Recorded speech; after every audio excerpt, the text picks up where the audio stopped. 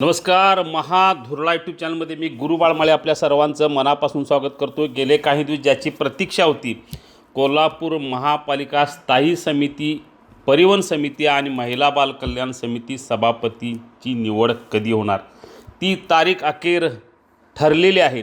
येत्या 11 मार्च रोजी तीनही सभापतींची निवड होणार आहे महापालिकेत. त्यामुळे आता या पदावर नक्की कोण विराजमान होणार याची आता उत्सुकता आहे. येत्या 4 आणि 5 मार्चला अर्ज दिले जातील आणि 6 तारखेला या पदासाठी अर्ज भरण्याची मुदत आहे. म्हणजे साधारणतः 6 तारखेला जवळजवळ निश्चित होईल की सभापती कोण असणार आणि त्यानंतर 11 मार्च रोजी त्यावर शिक्कामोर्तब होईल. सध्या स्थायी समिती सभापती पदासाठी विशाल शिराळे यांचंच नाव आघाडीवर आहे, पण नेहा तेंडुलकर यांचेही प्रयत्न सुरू आहेत.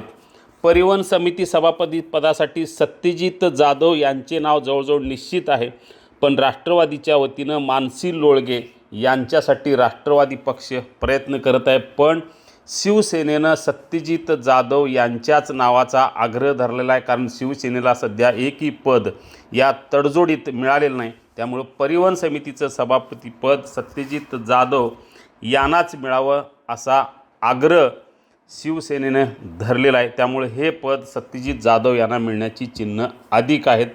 महिला व बाल कल्याण समिती सभापती पदाची निवड ही त्याच दिवशी होणार आहे. अजूनही या पदासाठी फारसं कोणी इच्छुक नाही.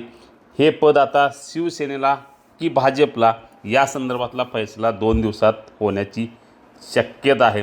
त्यामुळे सध्या ब्रेकिंग न्यूज हीच की 11 तारखेला तीनही महापालिकेच्या सभापतींची निवड होणार. ही निवड होत असताना स्थायी समिती सभापतीपद विशाल शिराळे आणि परिवहन समिती सभापतीपद सत्यजित जाधव यांना मिळणार की अन्य काय राजकारण होणार याचीच उत्सुकता निश्चित आहे. धन्यवाद. आपल्याला अशाच राजकीय बातम्या हव्या असतील तर आत्ताच सबस्क्राईब करा महाधुरळा यूट्यूब चॅनेल.